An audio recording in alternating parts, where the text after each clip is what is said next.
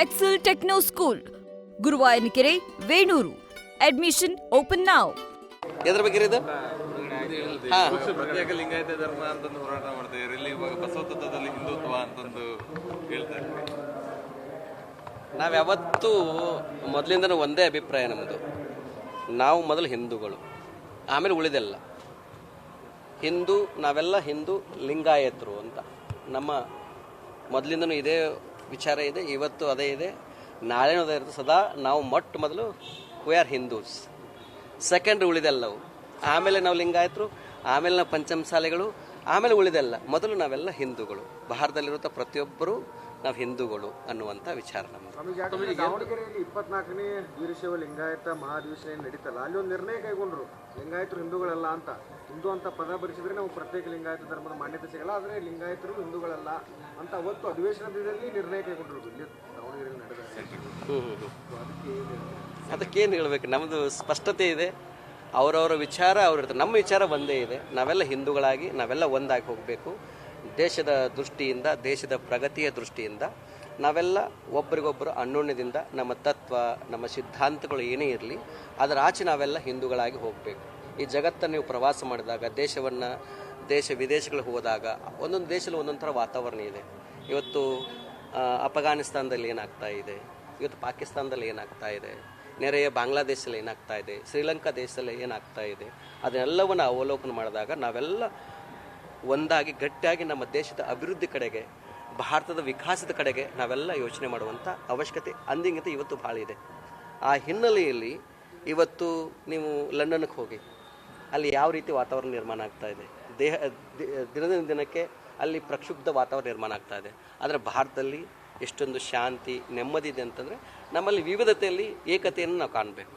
ನಾವು ಮಾಡುವಂಥ ಪೂಜೆ ಪುನಸ್ಕಾರಗಳು ಬೇರೆ ಆದರೂ ಕೂಡ ಬಸವಣ್ಣ ಹೇಳಿದ ಸ್ವಲಿಂಗ ಇದೆ, ಅದು ನಮಗದು ಅದು ವೃಷ್ಟಿ ಪ್ರಜ್ಞೆ ಇರಬೇಕು. ಆದರೆ ಸಮಷ್ಟಿ ಪ್ರಜ್ಞೆ ಬಂದಾಗ ನೀವೆಲ್ಲ ಮುಖದಲ್ಲಿನೂ ನಾವು ಲಿಂಗವನ್ನೇ ಕಾಣಬೇಕು ಅಂತ ಬಸವಣ್ಣವರ ಕಲ್ಪನೆ ಇದೆ. ಹಾಗಾಗಿ ಬಸವಣ್ಣವರ ಅದ್ವೈತ ಏನಿದೆ, ಶಕ್ತಿ ವಿಶಿಷ್ಟಾದ್ವೈತ ಏನಿದೆ, ದ್ವೈತ ಅದ್ವೈತ, ಶಕ್ತಿ ವಿಶಿಷ್ಟಾದ್ವೈತ, ಅದ್ವೈತಾದಿತ ಅನೇಕ ಸಿದ್ಧಾಂತಗಳು ಬಂದು ಕರ್ನಾಟಕದಲ್ಲಿ. ಬಸವಣ್ಣವರು ಬಂದರು, ಶಂಕರಾಚಾರ್ಯ ಬಂದರು, ರಾಮಾನುಜಾಚಾರ್ಯ ಬಂದರು, ಮಧ್ವಾಚಾರ್ಯರು ಬಂದರು, ಹೀಗೆ ವಲ್ಲಭಾಚಾರ್ಯರು ಬಂದರು. ಎಲ್ಲ ತತ್ವಜ್ಞಾನಿಗಳು ಆಯಾ ಕಾಲದಲ್ಲಿ ಆಯಾ ಸಂದರ್ಭದಲ್ಲಿ ಬೇಕಾಗಿರುವಂಥ ತತ್ವವನ್ನು, ಸಿದ್ಧಾಂತವನ್ನು ಈ ನಾಡಿಗೆ ಹೇಳಿದ್ದಾರೆ. ಆ ಎಲ್ಲ ತತ್ವ ಸಿದ್ಧಾಂತಗಳನ್ನು ಇಟ್ಟುಕೊಂಡು ನಾವೆಲ್ಲ ಅನ್ಯೋನ್ಯದಿಂದ ಇರಬೇಕು. ನೀವು ಹೇಗಿದ್ರೆ ಹಾಗೆ ನಾವು ಇಷ್ಟಪಡಬೇಕು. ನೀವು ಹೇಗಿದ್ರೆ ಹಾಗೆ ಇಷ್ಟಪಡೋದು, ಅದೇ ಬಸವ ತತ್ವ. ಇವತ್ತಿನ ಕಾರ್ಯಕ್ರಮ ಕುರಿತು ಕೆಲವೊಂದಿಷ್ಟು ಜನ ಮೆಸೇಜ್ ಹಾಕಿ ಪ್ರತಿಭಟನೆಗೆ ಏನು ಹೇಳಿದ್ರು, ವೇದಿಕೆಯಲ್ಲಿ ಹೇಳಿದ್ರು ಪ್ರಸ್ತಾಪ. ನಮಗೆ ಸಾಕಷ್ಟು ಮೆಸೇಜ್ ಹಾಕಿದ್ರು ನಾವು ವಿ ಡೋಂಟ್ ವರಿ. ಯಾಕಂದ್ರೆ ನಾವು ಹೇಳುವಂಥ ವಿಚಾರಗಳು ಸ್ಪಷ್ಟತೆ ಇದ್ದಾಗ ನೀವು ಯಾರಿಗೆ ಹೆದರುವ ಅವಶ್ಯಕತೆ ಇಲ್ಲ, ಭಯಪಡುವಂಥ ಅವಶ್ಯಕತೆ ಇಲ್ಲ. ಯಾಕಂದ್ರೆ ನಮ್ಮ ವಿಚಾರಗಳನ್ನ ಭಾಳ ಮುಕ್ತವಾಗಿ ನಾವು ಹೇಳಬೇಕು. ಯಾಕಂದ್ರೆ ಕೆಲವೊಂದಿಷ್ಟು ನೀವು ಈ ಕಾರ್ಯಕ್ರಮದ ಬಗ್ಗೆ ಫ್ಲೆಕ್ಸ್ಗಳನ್ನ ಅಳವಡಿಸಿದ್ರಲ್ಲ, ಕೆಲವೊಂದಿಷ್ಟು ವೃತ್ತಗಳಲ್ಲಿ ಆ ಫ್ಲೆಕ್ಸ್ಗಳಿಗೆ ಕತ್ರಿಯನ್ನು ಹಾಕಲಾಗಿದೆ. ಮನಸ್ಥಿತಿಗಳಿಗೆ ಏನು ಹೇಳಕ್ ಬಯಸ್ತೀರಿ? ಅವ್ರು ಹಾಗೆ ಕತ್ರಿ ಹಾಕ್ತಾ ಇರಲಿ, ನಾವು ಸೂಜಿ ಇಟ್ಕೊಂಡು ಜೋಡಿಸ್ಕೋತ ಹೋಗ್ತೇವೆ. ಲಿಂಗಾಯತ ಪ್ರತ್ಯೇಕ ಧರ್ಮ ಅನ್ನೋ ವಿಚಾರ ಸಂಬಂಧಪಟ್ಟಂಗೆ ಹಿಂದೂ ಧರ್ಮನೇ ಅಲ್ಲ ನಮ್ದು ಪ್ರತ್ಯೇಕ ಧರ್ಮ ಅನ್ನೋ ವಿಚಾರ ಅಲ್ಲ. ಅವ್ರಿಗೆ ಏನೇನು ಹೇಳ್ತೇವೆ? ನಾವು ಏನು ಹೇಳ್ತೀವಿ, ನೀವು ಅಧ್ಯಯನ ಮಾಡಿರಿ, ವಚನಗಳು ಸರಿಯಾಗಿ ಅಧ್ಯಯನ ಮಾಡಿ. ಬೇರೆ ವಚನಗಳನ್ನ ಮಾತ್ರ ಅಂತಲ್ಲ, ವಿವಿಧ ಧರ್ಮಗಳ ತೌಲನಿಕ ಅಧ್ಯಯನ ಮಾಡಿರಿ, ವೇದಗಳನ್ನ ಓದ್ರಿ, ಉಪನಿಷತ್ತುಗಳ ಓದಿ. ನೀವು ನಿಮ್ಮಲ್ಲಿ ಯಾವುದೋ ಒಂದು ವಿಚಾರ ತಪ್ಪಿದ್ರೆ ಇಡೀ ವ್ಯಕ್ತಿತ್ವ ತಪ್ಪಂತ ಹೇಳೋಕ್ಕಾಗಲ್ಲ. ನಾವು ಆಯಾ ಕಾಲಘಟ್ಟದಲ್ಲಿ ಬಸವಣ್ಣವರು ಒಬ್ಬ ವ್ಯಕ್ತಿ ಆ ಟೈಮ್ನಲ್ಲಿ ಶೋಷಣೆ ಮಾಡುವಾಗ ಆ ವ್ಯಕ್ತಿಯನ್ನು ಕುರಿತು ಹೇಳಿದ್ದಾರೆ, ಇಡೀ ವ್ಯವಸ್ಥೆನ ಕುರಿತು ಹೇಳಿಲ್ಲ. ಇವತ್ತು ಅನೇಕ ವೇದಗಳನ್ನು ಮತ್ತು ನೀವು ವಚನಗಳನ್ನು ನೋಡಿದಾಗ ಈ ದೇವರ ಏನು ಪರಿಕಲ್ಪನೆ ಇದೆ ಎಲ್ಲ ಉಪನಿಷತ್ತುಗಳಲ್ಲಿ ಇದ್ದದೆಲ್ಲ ವಚನಗಳಲ್ಲಿದೆ. ಆದರೆ ವಚನಗಳಲ್ಲಿ ಒಂದಿಷ್ಟು ಅಡ್ವಾನ್ಸ್ ಇದೆ, ಅದು ಕನ್ನಡದಲ್ಲಿದೆ. ಈ ವೇದಗಳು ಉಪನಿಷತ್ತು ಎಲ್ಲ ಸಂಸ್ಕೃತ ಭಾಷೆಯಲ್ಲಿದ್ದಾವೆ. ನಮ್ಮ ಎಲ್ಲ ಭಾಷೆಗಳ ತಾಯಿ ಅಂತಂದರೆ ಸಂಸ್ಕೃತ. ಸೊ ವಚನಗಳಲ್ಲಿ ಏನಿದೆ ಅಂತಂದರೆ ಅನುಭವ ಹೆಚ್ಚಿದೆ. ಅಲ್ಲಿ ಋಷಿಗಳು ಹೇಳಿದ್ದಾರೆ, ಇಲ್ಲಿ ಶರಣರು ಹೇಳಿದ್ದಾರೆ. ಉಪನಿಷತ್ತುಗಳನ್ನೆಲ್ಲವೂ ಋಷಿಗಳು ಹೇಳಿದ್ದಾರೆ. ಒಬ್ಬೊಬ್ಬ ಋಷಿ ತನ್ನ ಶಿಷ್ಯನಿಗೆ ಹೇಳಿದ. ಮಂಡುಕೋಪನಿಷತ್ತು, ಶ್ವೇತೋಪನಿಷರು ಉಪನಿಷತ್ತು, ಹೀಗೆ ಸಾವಿರಾರು ಉಪನಿಷತ್ತುಗಳಿದ್ದಾವೆ. ಹಾಗೆ ಶರಣರು ಸಾವಿರಾರು ವಚನಗಳಿದ್ದಾವೆ. 770 ಜನ ಶರಣರಿದ್ದರು. ಆ ವ್ಯಕ್ತಿ ಒಬ್ಬೊಬ್ಬ ಶರಣರು ಒಂದೊಂದು ವಚನಗಳು ಒಂದೊಂದು ಥರ ಇದ್ದಾವೆ. ಅವು ಅನುಭವಕ್ಕಿದ್ದಾವೆ, ಅವರ ಅನುಭವ ಅದು. ಸೊ ಅನುಭವ ಇದೆಯಲ್ಲ, ಅದು ಶಾಶ್ವತವಾಗಿರುವಂಥದ್ದು. ಹಿಂದೂಗಳಲ್ಲ ಅಂತ ವಾದಿಸುವವರಿಗೆ ಒಂದು ಮುಕ್ತ ಆಹ್ವಾನವನ್ನು ಕೊಟ್ಟಿದ್ದೀರಿ. ಅದಕ್ಕೆ ನಾವು ಸೇರ್ಪಡೆ ಮಾಡಿಸ್ಬೇಕು ಅಂತ ಅಂದರೆ ನಿಮ್ಮ ವಿಚಾರಗಳನ್ನ ಹೇಳ್ರಿ, ಯಾಕಂದರೆ ಅವರು ವಿರೋಧ ಮಾಡೋರು ಯಾರು ಹೊರಗಿನವರಲ್ಲ. ಈಗ ನೀವು ಪತ್ರಕರ್ತರು, ನಿಮ್ಮ ಧರ್ಮ ಏನಪ್ಪ, ನೀವು ಪ್ರಶ್ನೆಗಳನ್ನ ಕೇಳೋದು. ನೀವೇ ನಮ್ಮ ಪರವಾಗಿರಂಗಿಲ್ಲ, ಅವ್ರ ಪರವಾಗಿಲ್ಲ. ಈ ಸಮಾಜದಲ್ಲಿ ಏನು ನಡೀತಾ ಇದೆ ಅದನ್ನು ನೀವು ಪ್ರಶ್ನೆಗಳನ್ನ ಕೇಳ್ತೀರಿ, ನಿಮ್ಮ ಧರ್ಮ ಅದು, ನೀವು ಅದನ್ನು ಕೇಳಬೇಕು. ನಾವು ನಮ್ಮ ವಿಚಾರಗಳನ್ನ ಹೇಳಬೇಕು. ಅಂದ್ರೆ ಲಿಂಗಾಯತ ಮತ್ತೆ ಹಿಂದೂ ಧರ್ಮ ಎರಡೂ ಕೂಡ ಒಂದೇ ಅಂತ ಹೇಳ್ತೀರಿ? ಲಿಂಗಾಯತ ಮತ್ತು ಹಿಂದೂ ಧರ್ಮ ಎರಡೂ ಕೂಡ ಒಂದೇ ಅಂತ ಹೇಳ್ತೀರಿ? ನೋಡಿ, ಹಿಂದುವಿನ ಅಡಿಯಲ್ಲೇ ಲಿಂಗಾಯತ ಇದೆ, ಹಿಂದುವಿನ ಅಡಿಯಲ್ಲೇ ಲಿಂಗಾಯತ ಇದೆ. ಸ್ವಾಮೀಜಿ ಇವಾಗ ರಾಜಕೀಯ ಓದಿ ನಾವು ನೀವು ಚರ್ಚೆ ಮಾಡೋಣ, ಚರ್ಚೆ ಮಾಡಿ ಚಿಂತನ ಮಂಥನವನ್ನು ಮಾಡೋಣ, ಅವಾಗ ಸತ್ಯಾಸತ್ಯ ಗೊತ್ತಾಗ್ತದೆ.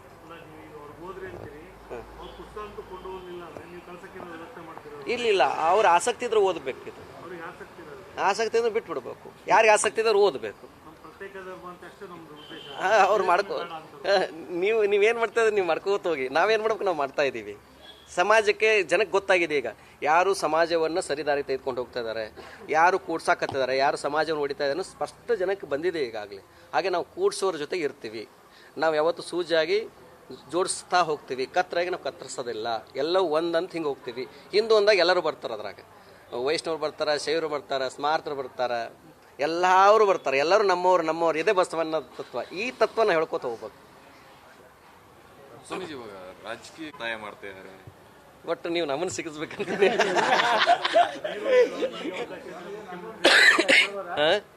ಏನ್ರಿ?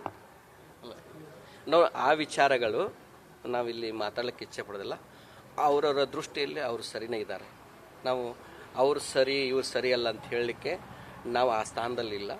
ಹಾಗೆ ಈಗಾಗಲೇ ಮುಖ್ಯಮಂತ್ರಿಗಳು, ಉಪಮುಖ್ಯಮಂತ್ರಿಗಳು ಇಬ್ಬರು ಬ್ರೇಕ್ಫಾಸ್ಟ್ ಮಾಡಿ ಎಲ್ಲ ಬ್ರೇಕ್ ಮಾಡಿದ್ದಾರೆ ಅವರು.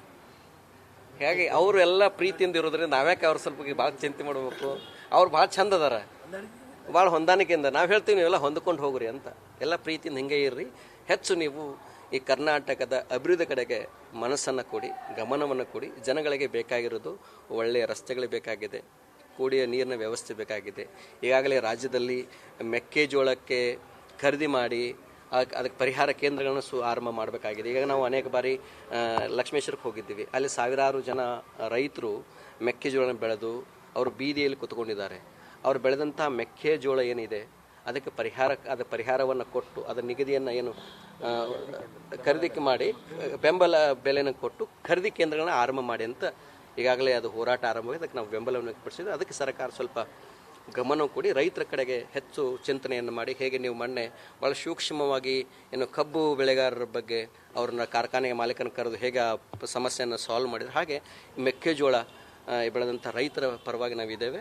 ಅವರು ಕೂಡ ರೈತರಾಗಿರೋದ್ರಿಂದ ನಮ್ಮ ಮಠಗಳು, ನಮ್ಮ ಪೀಠಗಳು ಏನೇ ಇದ್ದರೂ ರೈತರ ಪರವಾಗಿರ್ತವೆ. ಅವರಿಲ್ಲಂದ್ರೆ ನಮ್ಮ ದಾಸೋಹನೇ ಇಲ್ಲ.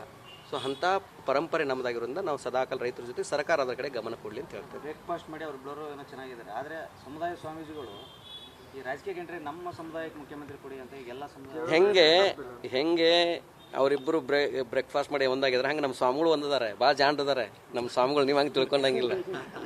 ನಾವು ಸ್ವಾಮಿಗಳು ನಾವೆಲ್ಲ ಒಂದಿರ್ತೀವಿ. ನಾವೆಲ್ಲ ಹೊರಗಡೆ ಏನು ಹೇಳ್ಬೋದಾದ್ರೆ ಒಳಗೆ ನಾವೇ ಒಂದಿದ್ದೀವಿ. ನಾವೆಲ್ಲ ಎಲ್ಲ ಕೂಡಿ ಪ್ರಸಾದ ಮಾಡ್ತೀವಿ, ಎಲ್ಲ ಕೂಡಿರ್ತೀವಿ. ಹಾಗಾಗಿ ಯಾವುದೇ ಗೊಂದಲಗಳಿಲ್ಲ ಅಂತ ಬಯಸ್ತೀವಿ. ನ್ಯೂಸ್ ಫಸ್ಟ್, ನಿರ್ಭೀತಿಯಿಂದ ನಿಮ್ಮ ಪರವಾಗಿ.